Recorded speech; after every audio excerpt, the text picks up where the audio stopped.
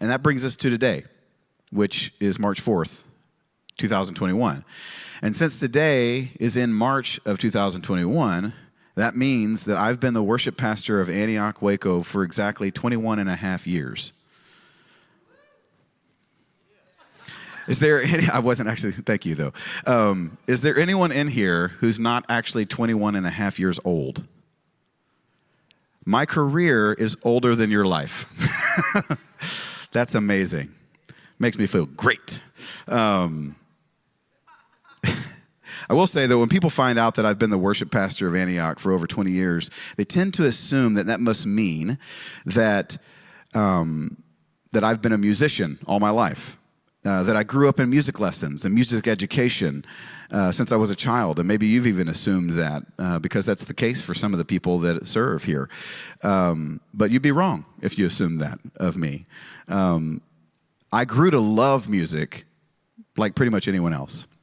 I grew up listening to music, and I connected to it in a powerful way. I'm assuming if you're here, that's a similar story that you have. That at some point, or many points in your life, you recognized, I connect to music deeply. Music was the soundtrack of our happiest memories. Sometimes it was the only refuge I could find through the painful times in my life. And I didn't have to learn or study anything at all to love music.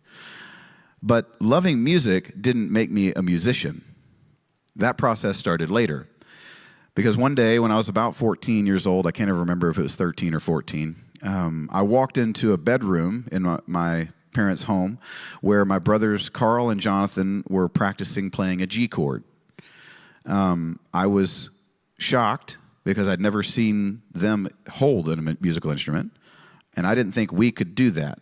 In our family, we hold a football, we hold a soccer ball, we hold a basketball, but we love music and we like to dance and we like to sing, but musical instruments, we haven't ever done that.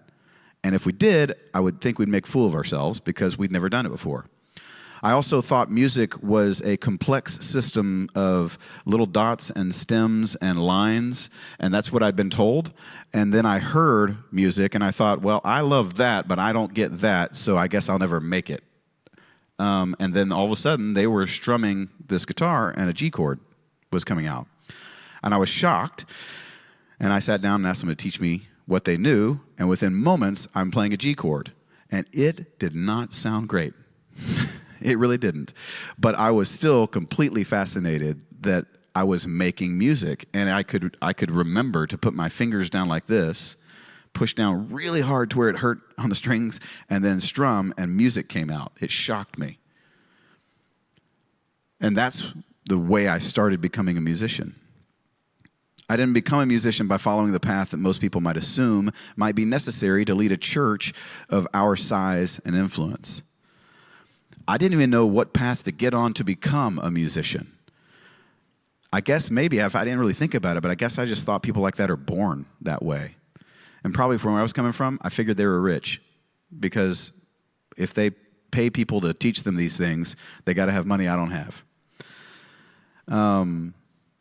But I couldn't have told you the parts of the language of music that would be important to know, because I didn't know any of the language of music. I didn't get into making music because of chord charts, musical scores, lines and notes, and the figures that we use to write out what we hear in our ears and even experience in our hearts. I didn't know about those. I just knew that I loved music, and all of a sudden it's possible to make the music. And I was willing to do just about anything to make that happen. It was around that same exact time in my life that I began to really follow Jesus. I had had some really honest conversations with him. I'd been ushered into that with some incredible people that God had put in my life. And I was learning how to spend time with him, that when I prayed prayers and said words to God, that he was hearing what I was saying and that he could speak to me and I could hear what he said. And I wasn't really that great at it, but I was practicing that, and I was finding that I was hearing him. It was basic level stuff, but it was blowing my mind. And at the same time, I learned how to play a G chord. And I learned how to write down prayers, and I learned how to write down scriptures because I wanted to remember them, and I'd heard a preacher or two or three preach the Word of God, and it had impacted my heart, and they seemed to really know the Word of God, and it would even sometimes would make me cry. And I couldn't have told you why exactly. I didn't understand that the Holy Spirit was ministering to my heart. I just thought maybe I wasn't going to talk about it or anything. Like I definitely wasn't going to let anybody else see that. But it was similar to the way that sometimes in the church that I grew up in, which had amazing worship, and I didn't even necessarily know how to engage with that, but sometimes that would make me cry. And I would definitely try to pull that back a little bit because we're just singing these songs to Jesus, and I couldn't have told you what I was connecting to. But some of those songs were pulling on the Father heart of God, and something about that was resonating in my heart. I know that now, but I didn't know that then. And so in the same time that I'm learning how to pray these prayers and write down scriptures and ask questions of God, that I've grown up knowing the Bible, knowing so many things. I could beat anybody at Bible trivia, but I've never actually felt like it was okay to ask God a question about something I don't understand. I would have just faked it like I did. So I started getting real with God. Even when, it didn't matter where I was reading in the Bible, Job or, any of the Hebrew practices that didn't make sense to me because of I don't live in that culture and didn't grow up understanding any of that context. And I started asking him questions. And I started writing down my prayers, and I'm also learning a G chord and a C chord. And it wasn't very long before I was writing down those prayers and trying to sing them in my own room, nobody listening. Because one of the ways that I learned how to play guitar was through these little packets that they put together with simple worship songs. And so that's, for me, how making music and worshiping Jesus came together in my life, where it began to be me doing that. But I was way, way into music and way into worshiping Jesus before I started doing it myself. By the time that I started worshiping Jesus, I was becoming way more free in corporate worship. And something inside was kind of clicking a little bit, like, maybe this is the kind of person I am. Maybe I'm one of those people that worships and kind of gets into it, Because I was in lots of churches. Our family had been a part of 2 or 3 churches, but mainly this one growing up. And people would raise their hands and people would cry and worship. And now looking back, I realized it was an incredible place to grow up for a future worship leader. But 13, 14, and 15-year-old James Mark didn't know that. I just knew I really, really liked that more than I liked not doing it or living a double standard like I had in the rest of my life. What I'm trying to say to you is that I fell in love with music and making music, and I fell in love with worshiping Jesus. And when I would walk out of sometimes these incredible worship experiences, I remember walking in, I would sneak in. I wasn't really sneaking in, but I thought I was sneaking into the college services when I was in high school. For some reason, I thought maybe that wasn't okay. I think they probably would have just opened their arms wide, but I would go up into the balcony and hide, because we actually had a balcony, and every once in a while another youth would be up there and would be like, shh, don't tell anybody we're in the college service. But I'd learned, at one point I could actually walk in the back, and just be a part of everything with everybody. And so I just walked in one time, and I just was so amped inside. Like, this is going to be a great night. And I don't know why. Maybe I had some caffeine or something like that, or maybe God was already stirring my heart. But I stepped into this room, and for a few minutes we were talking, and all of a sudden this girl, college-age girl, was leading worship. She'd been in the band, and they'd asked her to lead, and I don't think she'd ever really led where she was the point leader. It was like with our language, where she's kind of in charge of the worship set. And then she played keys or played piano. We actually had a grand piano at this church, and they pulled that piano into the middle of the stage, and she starts to kind of play, and it's time to kind of wrap up your conversations because we're going to start worship. And she starts by saying, "Hey guys," and her voice broke a little bit, and she goes, "Hey guys, we're going to worship. And to be honest with you, I might cry a little bit tonight. That's just kind of where I'm at. I've been asked to lead worship, and this is what's going on in my heart right now. God knows. I'm not really going to go into it with you guys, but I'll just say I feel really broken right now, and I'm just going to bring that to him."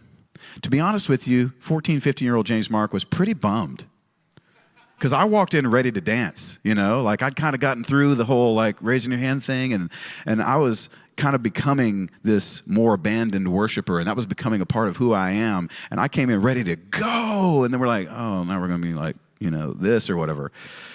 And she started singing, and I don't think there's anybody in this room who would have been there except for my wife, Maria. We didn't even know each other. I was 14 at the time, 14, 15. She was there, and the Spirit of God fell in that room in a way that I had not experienced before. And you probably aren't going to be surprised when I tell you that I was weeping through a lot of that worship set because she just led us there. It was incredible. I remember one of the songs that she played. I don't remember the rest of them. I just remember the experience was powerful. I remember a worship leader coming through town or near Waco one time, and I was probably 17 or 18 or so, and I was just given to worshiping Jesus. And this guy would take off on long, spontaneous worship moments, and his band was so good, and they would just like dial into what God was saying. And I felt like God invited me to the back of the room, and I just went back there, and I was kind of in a darker area, and I was just spinning wildly, just dancing before the Lord, singing these songs, screaming to God. And then later on, we're all at the front, and everybody's just down on their faces in the presence of God.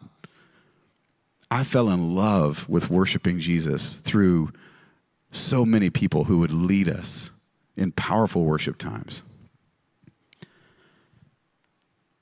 I didn't get in to worshiping Jesus because I saw the shape and the form of the songs or because I understood how they were being played. It was a mystery to my mind. I didn't get into music and worship because I love forms and structures.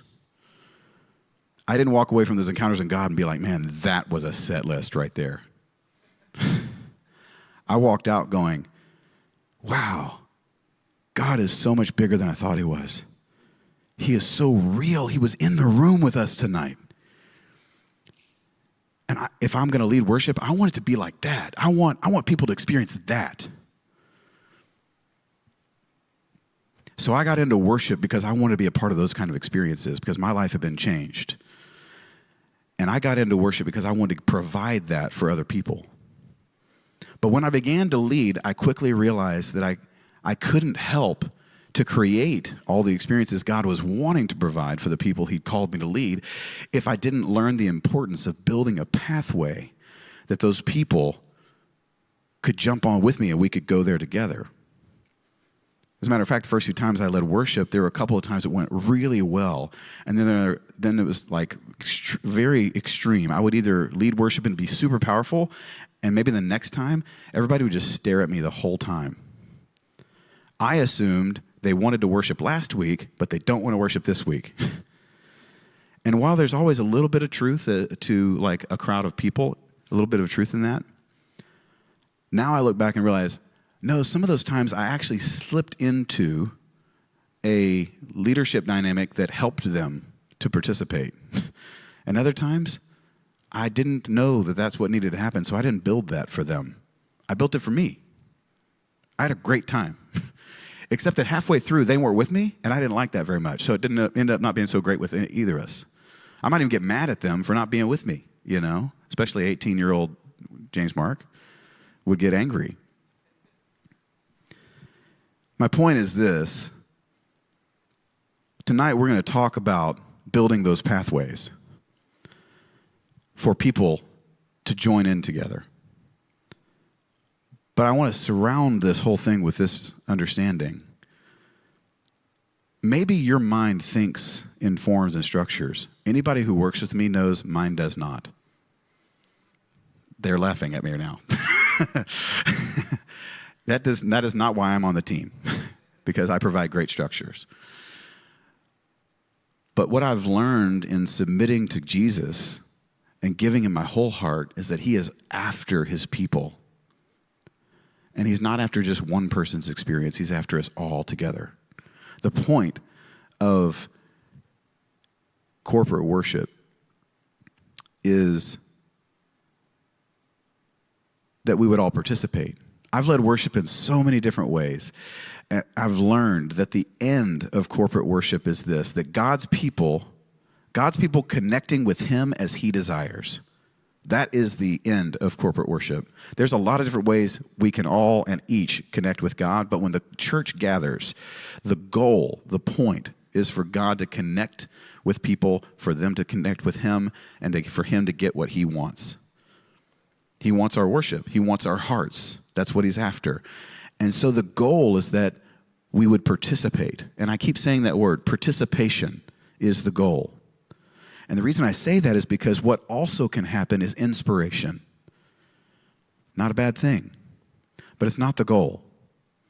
Because inspiration is what happens when I step outside these walls and go somewhere else to some other venue and play songs that I like or that I wrote that I think sound good on me. And if you connect to that, great. If not, you won't pay to come see that. Or maybe you did pay to come see that and you still didn't like it. But if you did like it, maybe you got some goosebumps. Maybe you're like, now that guy's voice, that's it. Not everybody's going to feel that way, right? If you don't think that, then you haven't played out much. Some people are going to love it. Some people aren't. But the goal is for me just to kind of touch your heart. If you listen to anything said on American Idol, The Voice, or anything, the coaches, the people will be like, you're just going to reach through there and like grab them and just make them feel that. All that they're talking about is inspiration. If you transfer that into worship, you will be frustrated by the fact that people aren't actually here for that. They appreciate it, they kind of feel it, and sometimes it happens. It's just not the target when we step into this room or when the church of God gathers. The goal is for us all to be together. I want to be compelling, for sure, but I want to compel people to jump in with their full selves, not to just watch me. Sometimes that happens on accident. When it does, I want to learn from it. But here's the main point after the fact that the goal is participation. If the goal is participation, then the enemy is distraction. The enemy would be disengagement, would be not participating. And there are so many ways that people can get distracted or disengaged. Some of that has nothing to do with us. But there's a lot of stuff that can have a lot to do with us. And so it's a journey. It's a process. We're not just going to kill it and nail it every time. But our goal at all times is to say, how did that go? And if somebody walks off and says, man, when you hit that note and you just held out that A note for like 3 seconds, that was amazing. I'll appreciate that. Thank you very much. So how did it go? And if they're like, actually, when you hit that high note, everybody just kind of like stared at you the whole time. It was nice, you know. That's different than if you're debriefing a Broadway play, Broadway musical. You hit that A note, it was amazing. Just landed it, slammed it. You did exactly what you were supposed to do. But if it didn't pull people to a deeper place of participation, to a deeper place of connection with God, then then it didn't hit the target. I would rather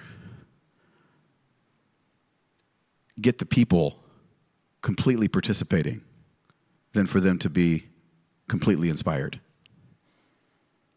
Honestly, that goes against a little bit of what we feel inside. Even as I say it, I'm like, yeah, but I want them to have that too, you know, and I want to do that. I want to be able to impact people that way.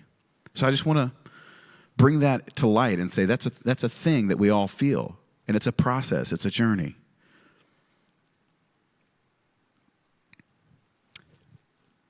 With the church gathered, I would rather sing one simple song that we all know that unites our voices and our hearts as our spirits connect with God than to sing several songs that give people goosebumps because of how I sang them. Here's another aspect. When I was younger, I would sometimes talk about leading worship like this. I'm just going to close my eyes, sing my heart out. I'm going to forget that the people are even there. And I'm just going to fix my heart on God and just worship him like I'm sitting alone in my own house with no distractions. And I could say now that's not necessarily a bad thing. But it does show that a worship leader is not very experienced. at the beginning of my worship leading journey, I think sometimes I needed to do that, to create a disassociation in my mind because I was so fixated on the people that I would disassociate from them in order to sing to God and hope that they would be led. So it's not necessarily bad, it's just immature. And when there's immaturity, that's not necessarily sinful, but it's helpful to say, but that's not the end. You know, that might be the very beginning. So it does kind of trouble me when I hear grown, mature worship leaders speak in that way. There are definitely little moments where I have to go, you know what, so many crazy things are going on. I'm in the middle of this worship thing, and my mind is going crazy. I've just got to lock and go. But that's not most of the time. At the beginning, you might need to do that, but that doesn't make you more spiritual. It's because you're more affected by the people than you will be after you've gotten more experience. Because the goal of leading worship is not to forget that the people are there, it's to remember the people and take up the cause of leading them to fix their eyes on Jesus with adoration and thanks. And as you grow in confidence in doing that, it becomes less about, are all the people looking at me? I can only sing or worship when I don't think about how they're there. Instead of thinking, they're all staring at me, they're really not usually staring at you. They're thinking about themselves. We're trying to get them to a place of faith and connection with God. And we can do that by getting our eyes off ourselves. I'm talking in these terms because it's important that we understand that what we do when we build a set is to think, God, what do you want? And what helps them? Now, some things that are included in that is like, who am I? Who are we in this band? Meaning I'm not going to pick tons of stuff that's outside of our normal experience or purview. I won't pick 6 or 7 new songs that the band doesn't know or couldn't get into. Those things kind of play a part in everything. But to agree and to add on to what Thomas taught us, that music is really not the point. It's a means. It's not the end. And if music isn't the point, the music is not the decision maker on what achieves the goal of our gathering. It's a significant factor. I'll say it again. Music is a significant factor in how worship is experienced. And it's so important to be about the language and the impact of music as we lead people, to just be an understanding person with that. But considering the music as you decide how to lead people is different than letting music make the decisions. And so what that just means is that when you're coming up with how I'm going to lead or what I'm going to lead, the question is not what's the most current or most popular song right now. The question isn't what is really making me like get in my vibes right now.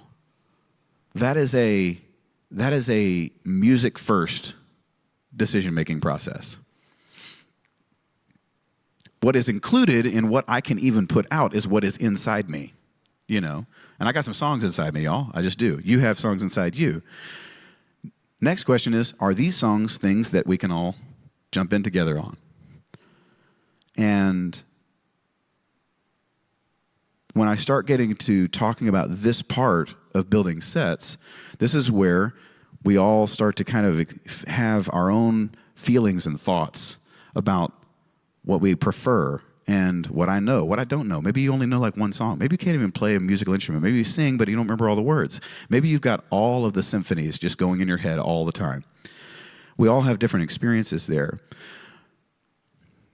And what I want to talk about is this, that, you know, sometimes when you're leading worship, it can be such an organic, real-time, right now experience, so immediate in its creativity that it feels like you're a tour guide in the Willy Wonka chocolate factory, showing people into rooms they have never known existed, and all of their dreams are coming true in each one of these rooms. But then there's also ways that I could communicate about building set lists and leading people on the pathway into God's presence that kind of feel like you are a college student doing community service at the Mayborn Museum for the same group of 4-year-olds walking into this room. And we're going to see this, and we're going to see that. Okay, and now we're going to come back out. And why do we keep saying the same things? Why do I have a script that I have to communicate? And when I say it that way, nobody really wants to be that person. Like, let's go Willy Wonka, please. We've all been to the Mayborn, you know. At least all of us who have kids have been to the Mayborn.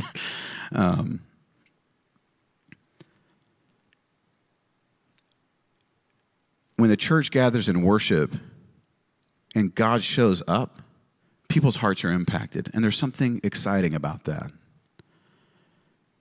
And so it's incredible when you experience excitement. But the main goal is to provide an experience for God's people.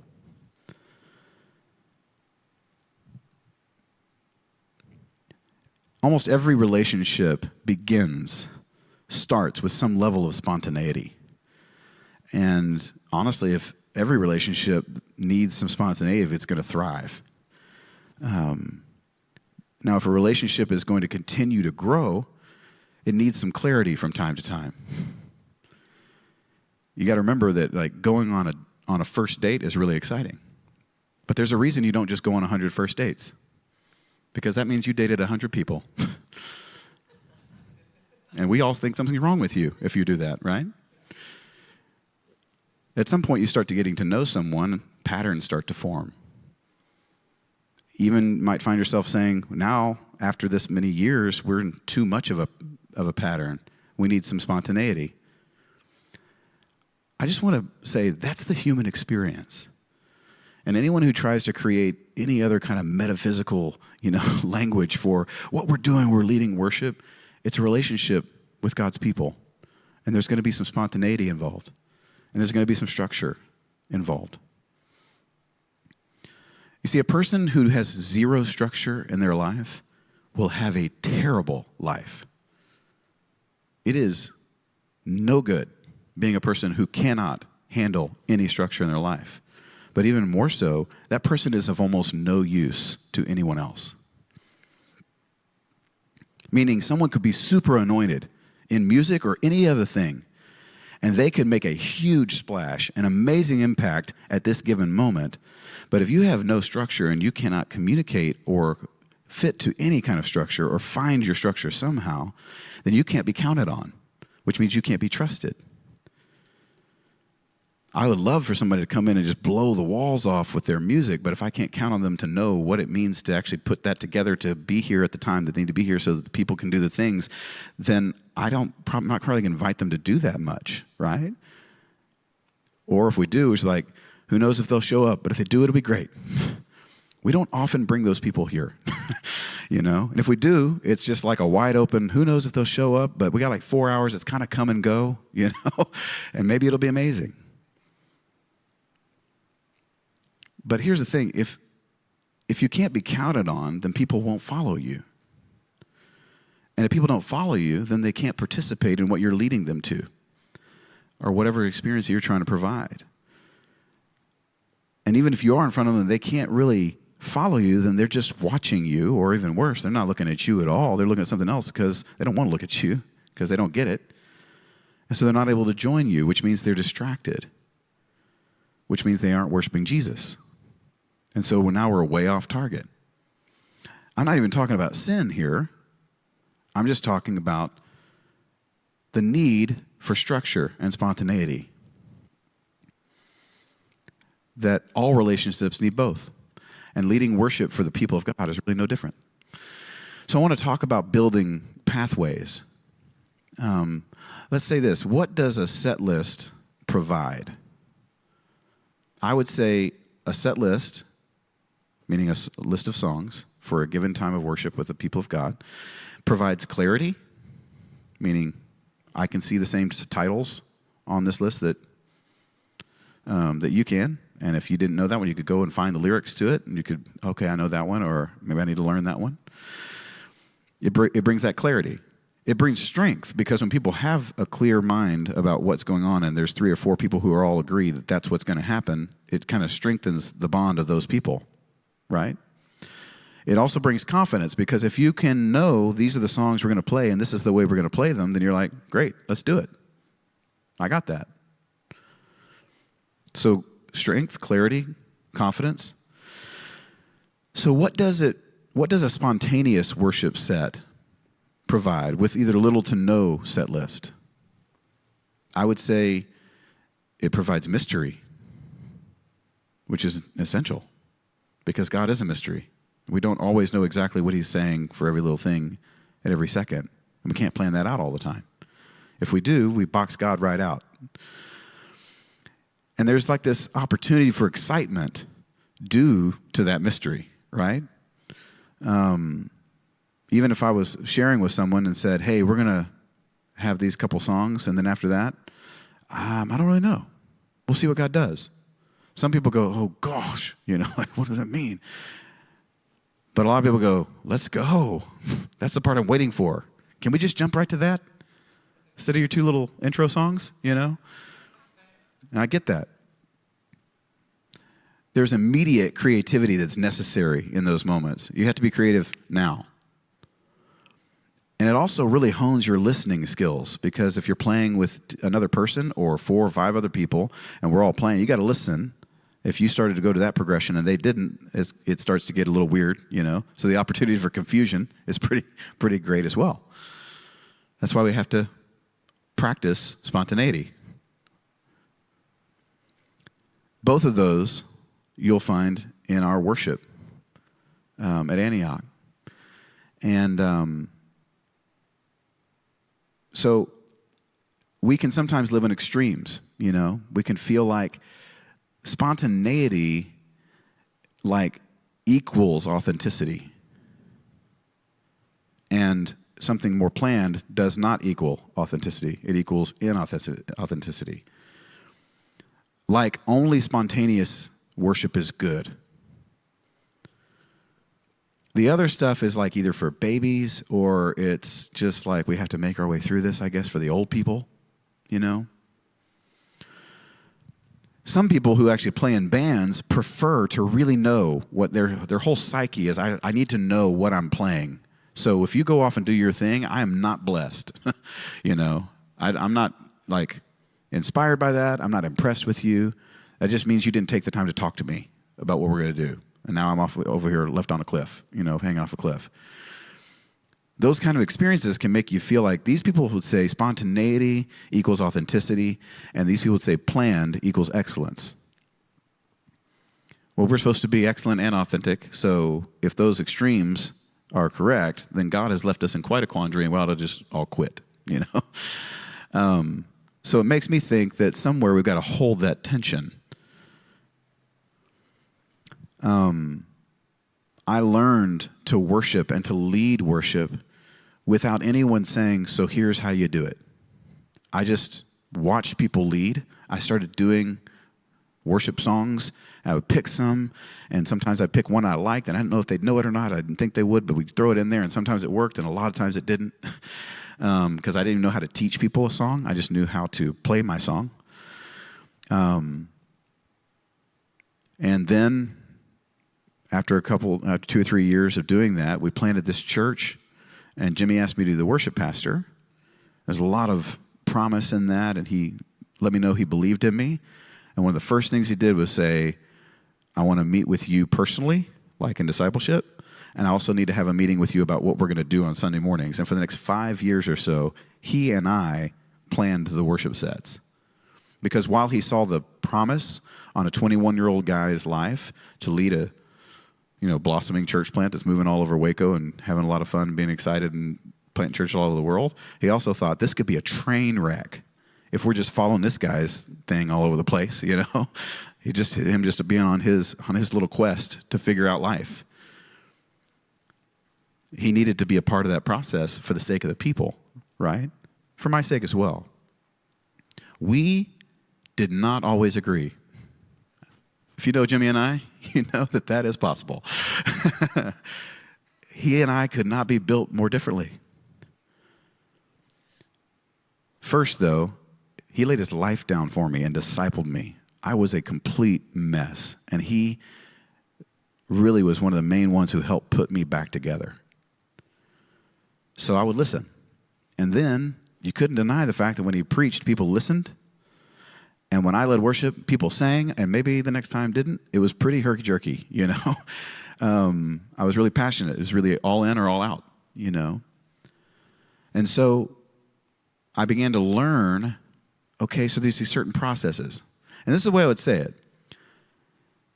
It seems that when you play a fast song that kind of moves into a medium song, into a medium slow song, and then into a slow song, the people like that. They get with you on that.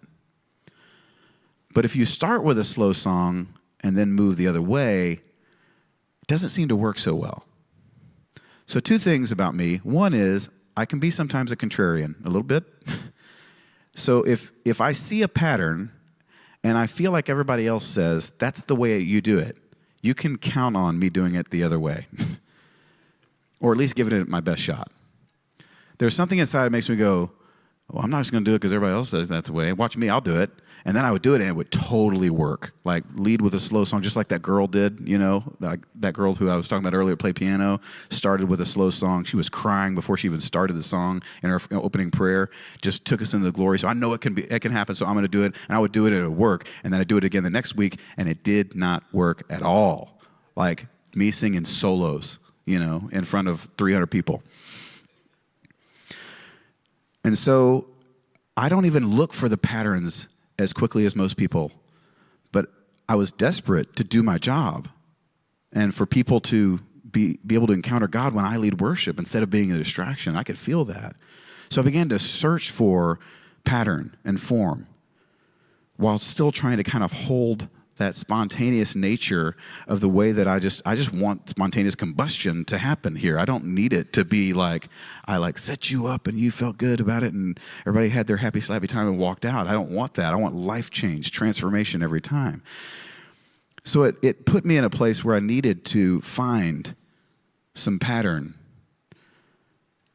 And I was blessed when I read this pamphlet by a guy named John Wimber. He was the the founder of the Vineyard movement, and he was a music producer. So when he came to Jesus and the Jesus movement became, and he was a music producer, his first thing was to learn to worship Jesus, and okay, let's make records with that, you know, because he already was a music producer. Thomas actually talked about this last week. And after years and decades of leading people and putting out worship records, he put out like this, I don't know, it was like 12 or 15 different phases of the human heart as we encounter God and worship together when we're gathered. And it's beautiful. It's wonderful. I can't say I disagree with much in it at all. But it's long and wasn't really helpful for me to make a 3 to 4 song worship set for a given Sunday morning. Or even a 9 song worship set for a more open worship time. Then later, I heard a guy named Jeremy Riddle, maybe you've heard that name before, and he actually took that same pamphlet, and he was talking, and I was like, I know that pamphlet. I've totally, been dialed into that. And he simplified it a little bit. And again, was talking about the way that the human heart connects to God. And so I took that afterwards and thought, it's very rare that we are able to put into words any kind of form or structure that actually helps people start leading worship in a strong way. It kind of just feels like if you're asked to lead worship, you now go build the set. It's just like hit or miss. It really does kind of feel like you're auditioning for American Idol, You give it a shot, that didn't work, see your way out, We'll probably never ask you to do that again, Or at least that feels like that might be what you're attempting.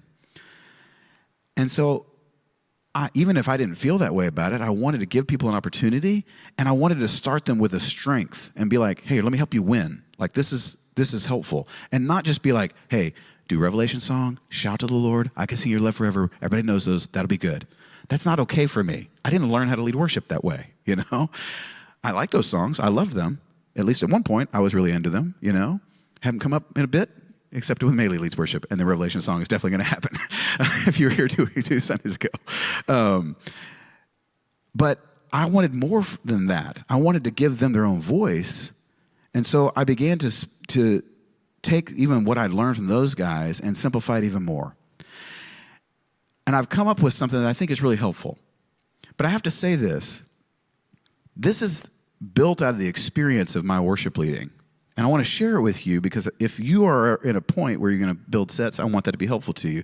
But I think it'll also help you, if you never build a set, it'll help you to understand where we're coming from when we build them and you're asked to just sing a song. Song 3 in a list of 5, you know.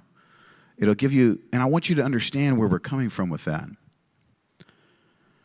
We've said the goal is participation with the body of Christ. The way that I want to do that is to awaken faith. What happens anytime the body of Christ comes together is they begin to gather in a certain place. This is a room where people gather to worship God together. So they walk in, they're sitting there, and in COVID, they're literally just sitting there with only the people that they've been around.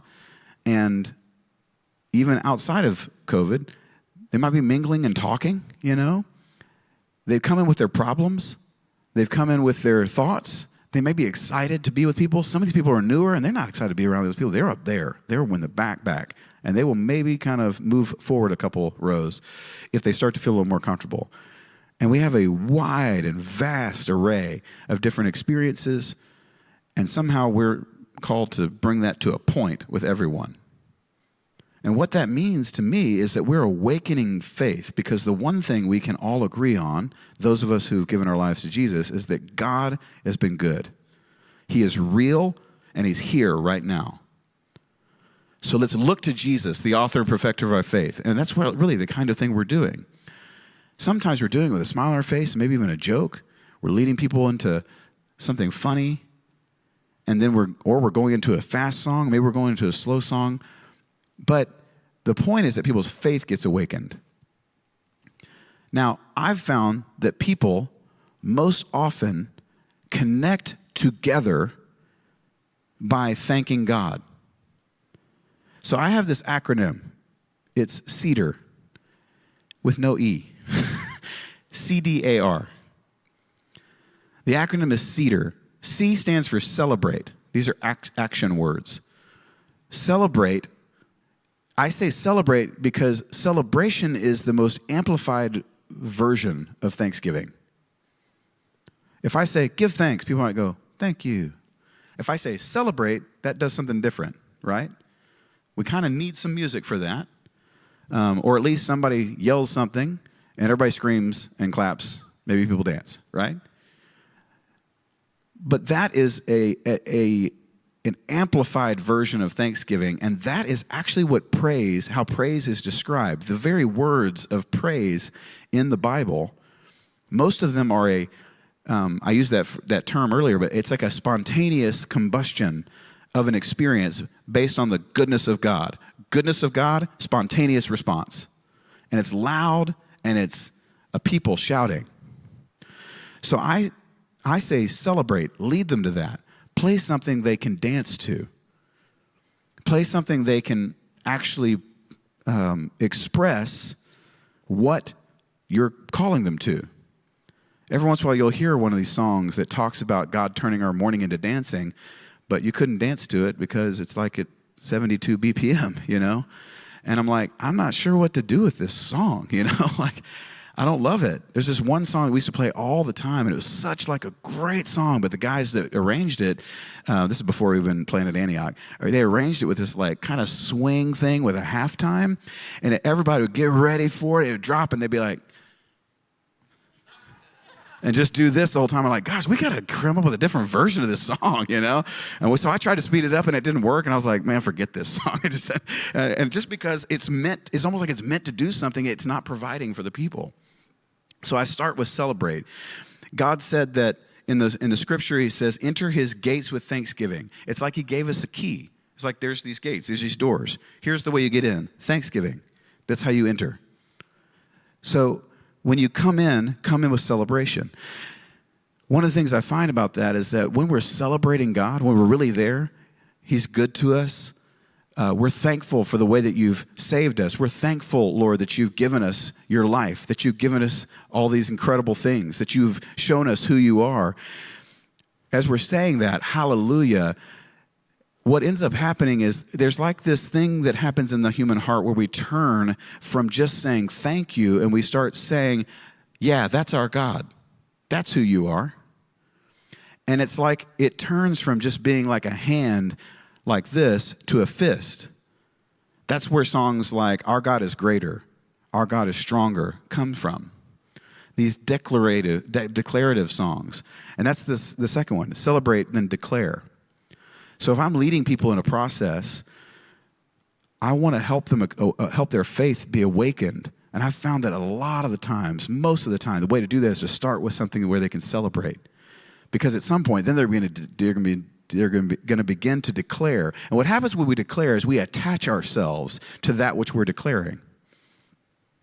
It's like when a whole group of people say the Pledge of Allegiance. Literally, Pledge of Allegiance. We all attach ourselves to the same thing. In a very vast room, a very vastly different room, we can all, now, if someone is there and they're not American, then they might just be like, well, I mean, this isn't my pledge, you know? I'm just going to observe this as it happens. It's like the Olympics when all the different teams walk through and they're playing all these national anthems, and you're just like, isn't that nice for that country? I have no connection to that, you know? But it's nice for them. And then your country goes, and they're like, now that's what's up, and we start singing that song, or we start, getting excited for that. That's what happens when we celebrate, then we declare, we attach ourselves. It's the thing that makes us go, my God really is that way. And all the liars and all the lies that are coming in against me or against us are not true. He really is that way. And so those are anthems. That's where anthems come in. If you've heard anything by Antioch music, you've heard some dang anthems because we just can't quit writing them. And it's kind of just what comes out. It's like, here we go, one more, But they have a very important place in our worship. But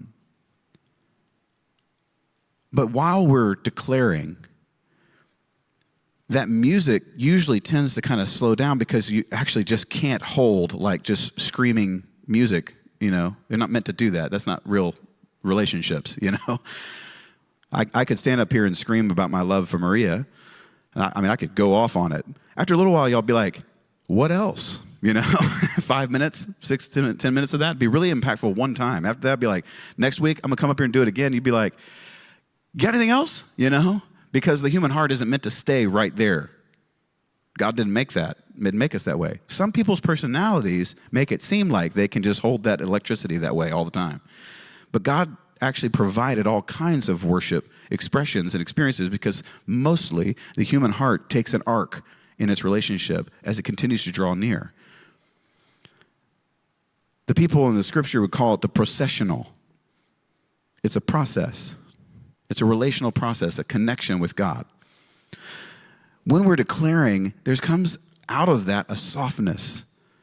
It's like when you see people just yelling, I just love this, I love that, I love you, I love him, whatever it is.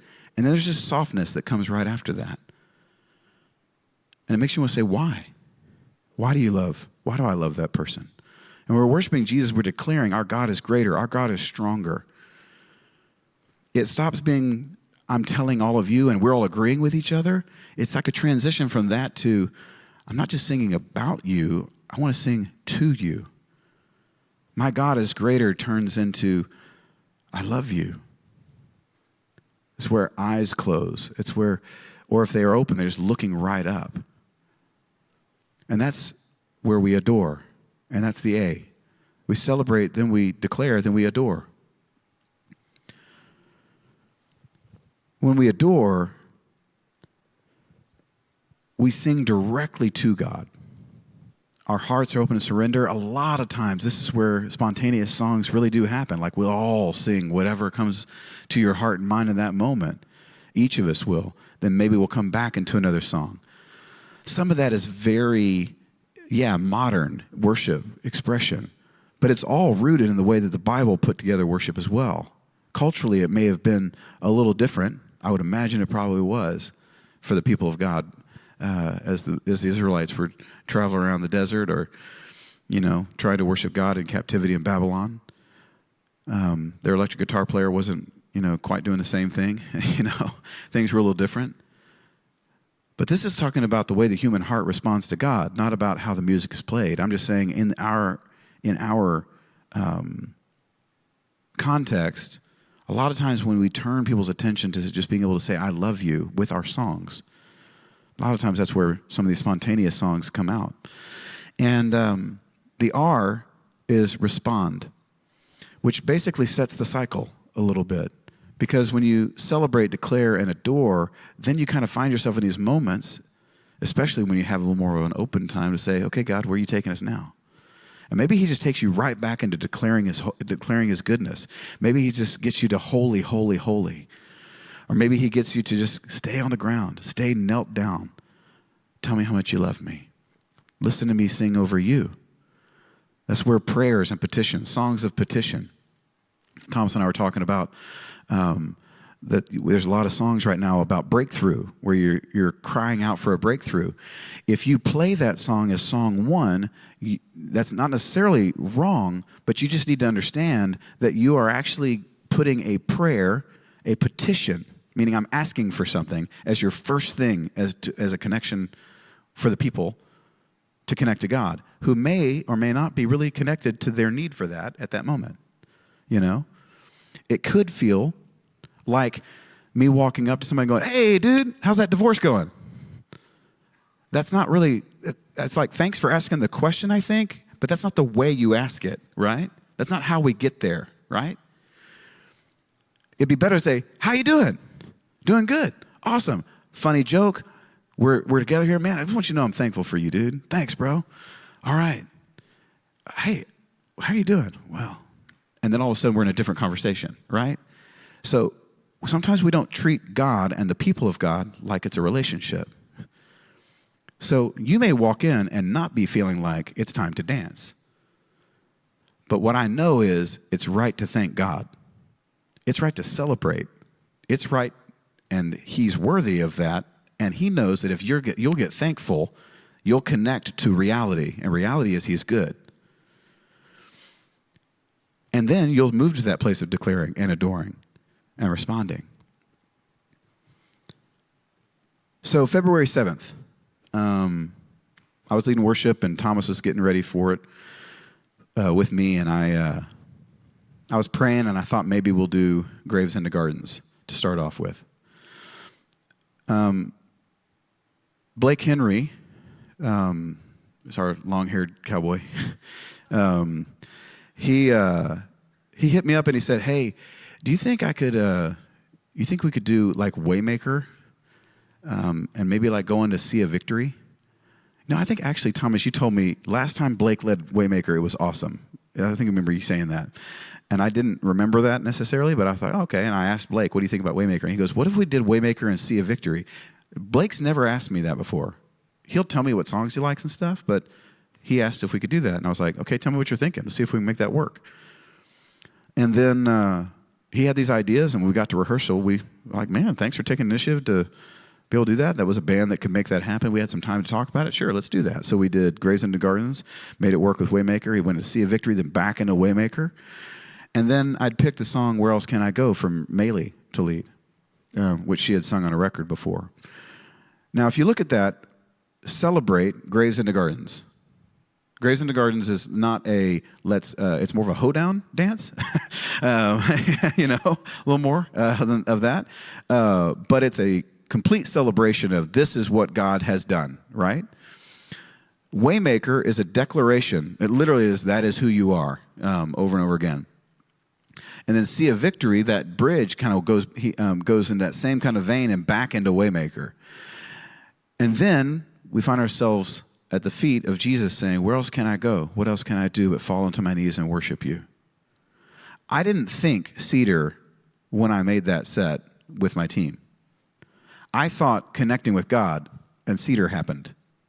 We actually had some space. If you guys remember saying, you guys, people in the band, I said, when we get to the end of Where Else Can I Go, there's this kind of like jam that happens at the end of it before it drops. I want to stay in that little jam part before we drop and just go into the very end of the song, because I think God might sing something through Maylee.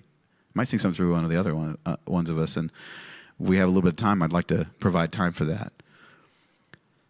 That was February 7th. February 28th was this past Sunday, I think I've got something on here I'm trying to get to. And I was praying about the set, and I had a song on the list I was thinking, and I thought, you know what, I'm going to call Omari and just see what's on his heart. You know, I know he prays for our people, so I called him up. And, honestly, Omari and I, best friends, we voice message each other back and forth. Man loves voice messaging. You think I like voice messaging? This guy, their family, that's all they do is voice message. I hardly ever get a text from him that's not a voice message. But I was like, so what's on your heart? And he said, man, everything I'm into right now is on the Father heart of God. So I'm thinking how deep the Father's love for us, good Father, reckless love. It's just like on a cycle with me right now. He didn't even really say why, but I know why. It's because he has this beautiful baby girl, and his father's heart is just beating out of his chest all the time. He also just lost his father. His dad died in November.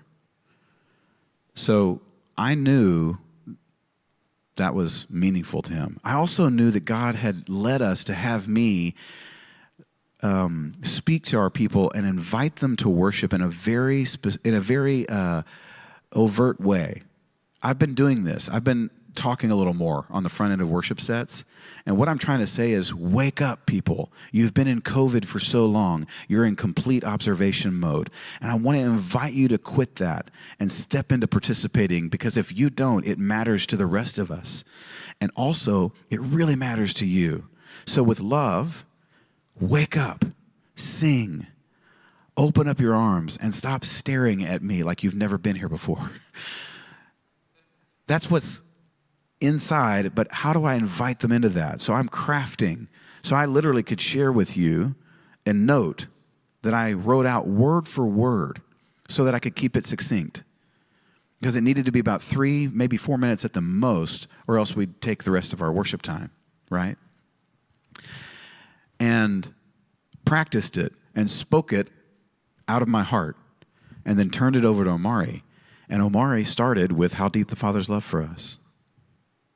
Like down chorus, very down dynamic. And I knew that would happen. But it was okay, because the words that I had spoken before that led the people to faith already. It was already calling them in a very compelling way, right? It wasn't like the most amazing thing they'd ever heard. Okay, if you're there, there's better sermons out there. But you also know you had to deal with it, right? And I was saying, God is our Father, and you're not alone. Let's not worship like we're alone. He's a Father who provides for his children. And he's here saying, I want to be with you.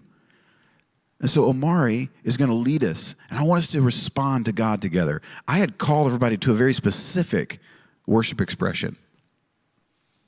So we didn't start with a C on that day. But in some ways, that celebrate and declare had already happened in the service. And I was stirring faith in a different way and taking the people to this place. Here's what I want to say. If you miss what I just said there, then you will try to lead a song like How Deep the Father's Love for Us without setting the people up to join you in it. And you'll wonder why their hard hearts didn't respond. Why were they such jerks to God and didn't just effervesce worship of how deep the Father's love is for us? And I'm trying to encourage you, that was me. And often it's because we didn't bring them to the place where they could connect with him on it. You just started singing your song, or even try to write something down, and when you go for it, it didn't quite land. And so we try again. So we learn, we take feedback. So every set that we make a lot of people have seen it beforehand. And people in our team can ask, what are you trying to do with that? Like, well, I felt like God said this, we're going to go here with it. And the question is, so I kind of feel a disconnect coming, and help me see it. So I'm trusted as a worship leader. I'm trusted as a set builder. But it's a lot of team. Now, that's for the Sunday morning stage, right? Our Sunday mornings, we have sometimes 23 minutes of worship. Sometimes we have 31. And when I say 31, I mean 31. Not like, maybe 35, maybe 30, maybe 39. I mean, we have 31. Why do I lead worship in a church where I would know that? Where I would know it's 23 and a half minutes of worship this time. Well, that process took a while. We didn't start there. We started at James Mark starts leading worship. We'll see when he ends. Usually it's when Jimmy's like, okay, come on, here we go. And then Jimmy gets up. Who knows how long that's going to go? Our services could be 2 hours long. We only had one. Didn't matter, right? Here's what we learn. We minister to so many different kinds of people. Probably the greatest, largest group of people we minister to are families with children. Those children have to go somewhere. Or those families don't come. So those children are back there. Those children have a time limit for how long they can stay back there and not kill everyone back there or be killed. And we have those people, and now with the amount of people that God has blessed us with, and if he's called us to continue to grow to a certain capacity, then we can't be upset when we do grow. And we get there, and all these people that are in here at this point need to get out of here with enough time for the people who are coming in here to get in the room and have to pick up their kids and be able to get outside. So just looking at the human aspects of that, we have determined the service length that we have. And at times we would worship for 45 minutes and then preach for 50. There were also 10 or 15 minutes of announcements, and that wasn't the amount of time. That was over our limit. And the people taking care of kids lovingly let us know it's getting wild out here, and people are just leaving because they need to go get their kids, right?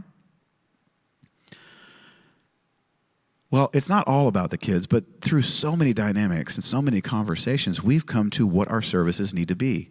From time to time, we have these bigger philosophical conversations about what are we really after. So we know from Sunday to Sunday, we might have this much time. Sometimes it gets a little shorter because we really need to communicate about something. Sometimes it's a little longer because we don't have something we need to communicate. What I know is this: my leaders want to worship God. When people ask me how I created the worship culture at Antioch, I say, I didn't. I stepped into it. I steward it. I've hopefully helped to shape it. But there's a line of people up here who've been worshiping God since before I cared, Jimmy is a worshiper. He wants to worship. He's not a guy who's like, kick the worship band off so I can get to my talking, right? That's not his heart. So when people would ask me, so why do you have 24 minutes of worship? What the heck? I just say, I lead a family. I mean, my family, we have to do stuff in time limits, and we just do it together. And that's what we want. We want people to be able to be in a family. So those are the kinds of things that determine our time limits, our time lengths. So I wanted to kind of give you the heart behind how we build our sets. Maybe you'll build sets. Maybe you won't ever build sets.